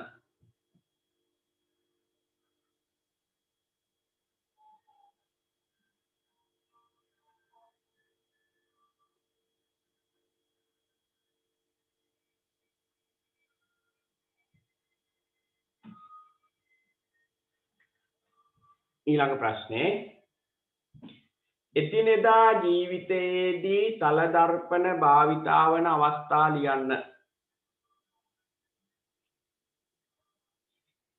එදිනෙදා ජීවිතයේදී තල දර්පණ භාවිතා වන අවස්ථා ලියන්න.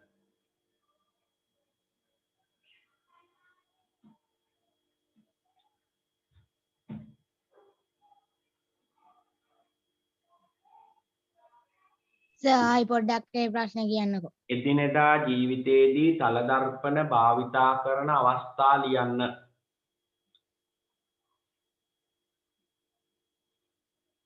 තල දර්පණ භාවිතා කරන අවස්ථා ලියන්න.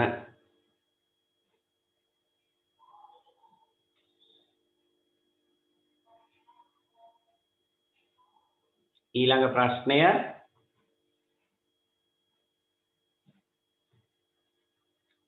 පරීක්ෂය භාවිතා කරන්නේ කුමක් සඳහාද? පරීක්ෂය මේකට පෙරිස්කෝප් කියලාත් කියන සමහර පොත්වල පෙරිස්කෝපය කියලාත් තියෙනවා. පරීක්ෂය භාවිතා කරන්නේ කුමක් සඳහාද?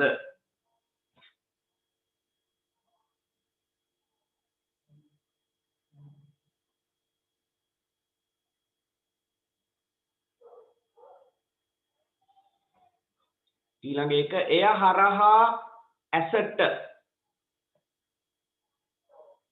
එය හරහා වස්තුවේ සිට එහෙම ලියන්න. එය හරහා වස්තුවේ සිට ඇසට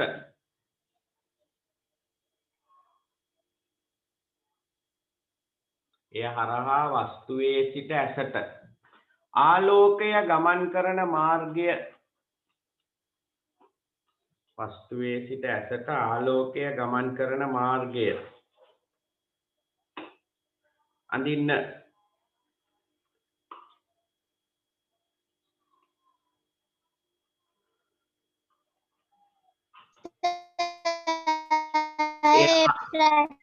එය හරහා වස්තුවේ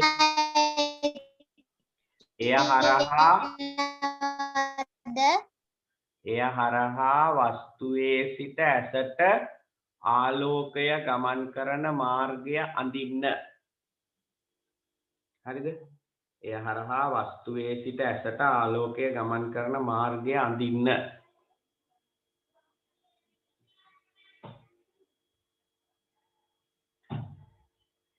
අන්තිම ප්‍රශ්නේ පරීක්ෂය භාවිතා කරන අවස්ථා ලියන්න.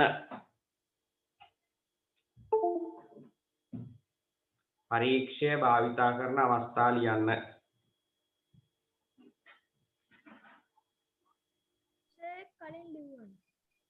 නෑ පරීක්ෂය යොදාගන්නේ මම ඉස්සෙල්ලා දුන්න ප්‍රශ්නේ මොකද්ද? නෑ සර් ඊට කලින් දුන්න පරීක්ෂය භාවිතා කරන අවස්ථා ලියන්න කියලා කලින් ප්‍රශ්නයක් දුන්නා. එහෙනම් දැන් ඒක ලියන්න පරීක්ෂය යොදාගන්නේ කුමක් සඳහාද? ඒක ප්‍රශ්න දෙකක් හොඳේ. එහෙනම් දැන් එක ලියන්න ඉස්සෙල්ලා පරීක්ෂය භාවිතා කරන අවස්ථා කියලා දුන්නද? ඉස්සෙල්ලා කලින් පරීක්ෂය භාවිතා කරන්නේ කුමක් සඳහාද? ඒකනේ මට මතක ඒකනේ. එහෙනම් දැන් එක ලියන්න පරීක්ෂය භාවිතා කරන අවස්ථා ලියන්න. හරිද? වරදින්න විදියක් නැහැ. ඉස්සෙල්ලා දුන්නේ කුමක් සඳහාද කියන එක. දැන් අවස්ථා. ඒක දෙකක් පුතේ හොඳේ. පළවෙනි එකේ දුන්නේ පරීක්ෂය භාවිතා කරන්නේ කුමක් සඳහාද? මොකක් සඳහාද භාවිතා කරන්නේ? අහල ස්ථානයේ ඉහළ ස්ථානයේ නිරීක්ෂණය කිරීම. ඉහළ තියෙන. දැන් දුන්නේ මොකද්ද? පරීක්ෂය භාවිතා කරන අවස්ථා. මොනවායි අවස්ථා? submarine සබ්මැරීනයක සිට මුහුද මතු පිට බැලීමට බංකරයක සිට මතු පිට ඇති දෑ බැලීමට අන්න ඒවා. හරිද? හරි ඔය ටිකට උත්තර ලියන්න බලන්න එහෙනම්.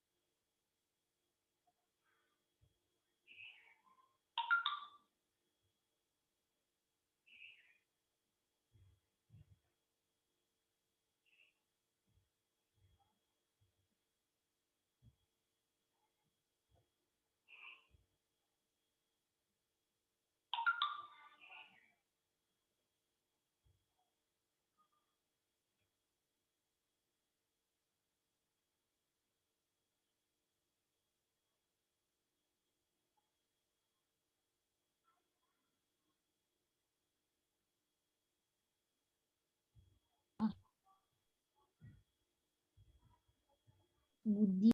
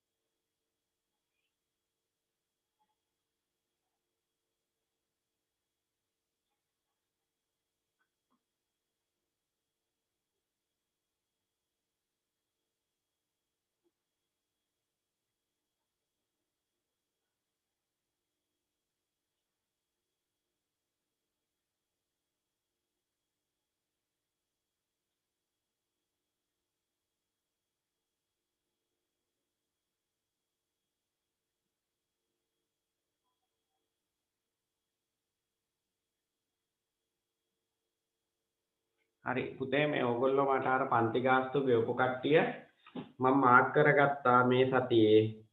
මෙන්න මේගොල්ලෝ මට මේ රිසිට් එක හම්බ වුණා. මයෝන්ගේ, මිහිරගේ, හිමායා, මෙතුලි, සදීෂා, සදේව්ෂා, ඊට පස්සේ අයෝද්, විශ්මි. තව කවුරු හරි පන්ති ගෙව මේ අදීෂත් ගෙවලා තිබුණානේ. මට මතකයි. ගවිඳු ගිය සතියේ නුවනේ මම ගෙවලා කියලා. ගිය සතියයි නෙමෙයි මම කියන්නේ පුතේ. මම කියන්නේ මේ සතියේ.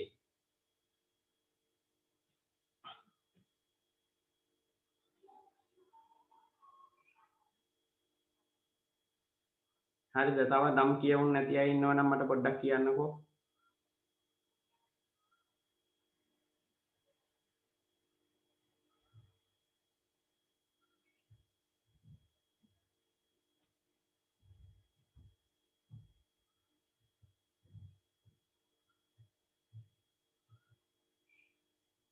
හරි සර් ප්‍රශ්න වලට උත්තර ලියමු. ලිව්වද?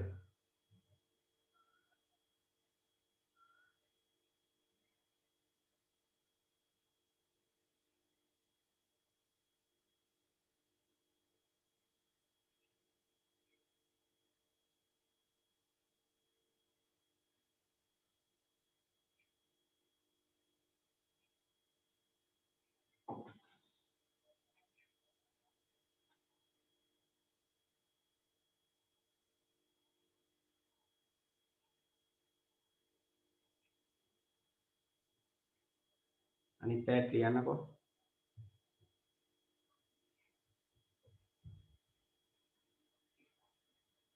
ඔයගොල්ලෝ කවුරු හරි group එකේ නැති අය ඉන්නවද?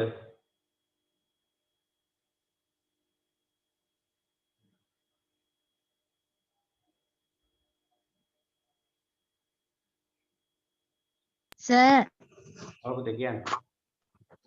මේ ගෲප් එකට නම්බරයක් දාලා ඇති සර්. ඔව්.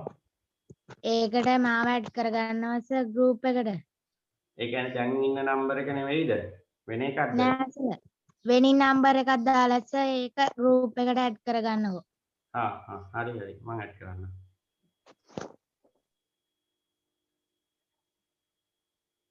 මට කියන්නකෝ ඔයගොල්ලෝගේ වෙන කාගේ හරි පන්ති ගාස්තු ගෙවලා නම කියවුන් නැති අය ඉන්නවද? ඒගොල්ලෝ අර මයෝන්, විහිර, හිමායා, මෙතුලි ගිය මාසේ කට්ටියක් ඉන්නවා ගිය සතියේ සඳති, නෙත්මි ඒගොල්ලෝ ගිය සතියේ සදීෂා, සදේවුෂා ඊට පස්සේ සහිරු, සපුන, සංජනා, කවිත්මි, විශ්මි, ගවින්දු, අයෝත් ඒගොල්ලෝ හැර වෙන කවුරු හරි ගෙවලා මට නම කියවෙච්ච නැති අය ඉන්නවද?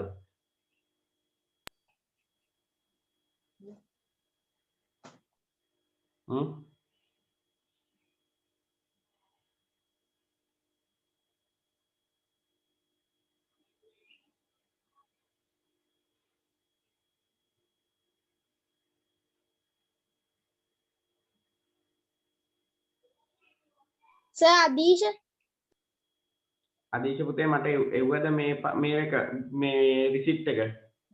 ඔව් සර්. මේ group එකේ තියෙන නම්බර එකෙන් දෙව්වේ. ඔව් සර්. මට පොඩ්ඩක් නම්බර එක කියන්නකෝ පුතේ. 077යි ඔව්. 5යි ඔව්. 66යි ඔව්. 99යි එහෙම නම්බර එක මගේ ගාව නැහැ. 99යි 48. ඒකෙන්ද ජොයින් වෙලා ඉන්නේ? ඔව් සර්. නෑනේ පුතේ එහෙම නම්බර එක.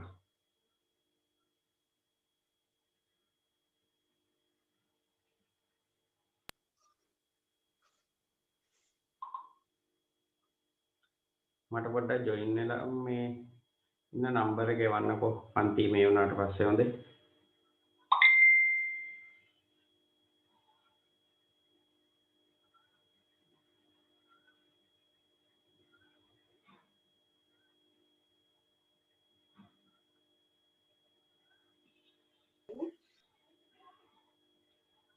පන්සිය 66 99 48 නේ? ඔව් සර්. හරි. මට මැසේජ් එක දැම්මේ ඒකෙන්ද? ඔව් සර්.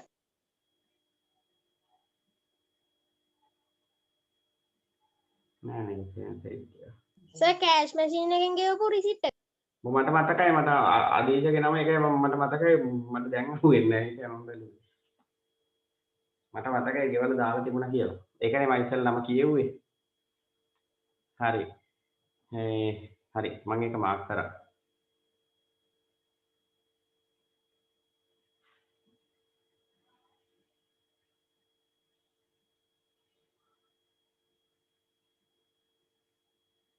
හරි මේ group එකට දාලා තියෙන්නේ නේ.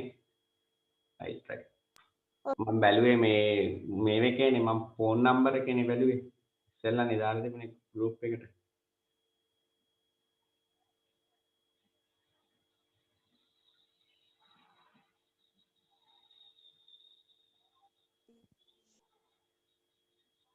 ඔයගොල්ලෝ පුළුවන් නම් එහෙම group එකට දාන්න. එතකොට ලේසි. මට නැත්තම් private එව්වත් කමක් නැහැ. ඒක ගැටලුවක් නැහැ. හරි. එහෙනම් අපි අදට ඔතනින් වැඩේ නවත්තනවා. දැන් ඔන්න අපි තල දර්පණ ගැන කතා කරලා ඉවරයි. හරිද? තල දර්පණයකින් ආලෝක පරාවර්තනය සම්පූර්ණයෙන් සාකච්ඡා කරලා ඉවරයි. තව පොඩි කොටසයි පාඩමේ තියෙන වක්‍ර දර්පණ. හැබැයි මේක පොඩි වුණාට ගොඩාක් වැදගත්. හරිද? ඒක නිසා මම ටිකක් වේගෙන් අර වේගෙන් කියලා දෙන්නේ නැහැ. ඕගොල්ලන්ට තේරෙන ප්‍රමාණයට හිමින් කියලා දෙන්නේ. මට දවස් දෙකක් ගියත් කමක් නැහැ මේ පාඩම මම කරන්නේ පුළුවන් තරම් හිමින්. හරිද? වැදගත් කොටස් ටික අවශ්‍යම ටික හිමිහිට මතකෙට යන විදියට ඕන කරන්න. මොකද ආලෝකය කියන්නේ පුතේ ඉස්සරහට ඕගොල්ලන්ට දිගටම 8 වසරේදී ඊට පස්සේ 9 වසරේදී 10 11 වසරේදී ආයි ඊට එහාට දිගට හම්බ වෙන පාඩමක්. ඒක නිසා මේක එපිහිට තේරුම් ගන්න පුළුවන් විදියට ඕන කරන්න. මේව බැරි වුණොත් එම පස්සේ වැඩේ අවුල් වෙනවා. හරි. මම අදට මෙතනින් නවත්තනවා. අපි ඊළඟ දවසේ ওই ප්‍රශ්න ටිකේ උත්තර කතා කරලා වක්‍ර දර්පණ ටික කරමු. ඒකට පාඩම ඉවර වෙනවා. හරිනේ? එහෙනම් කාටත් ආයිබෝවන්. ආයිබෝවන් සර්. ආයිබෝවන් සර්. ආයිබෝවන් සර්.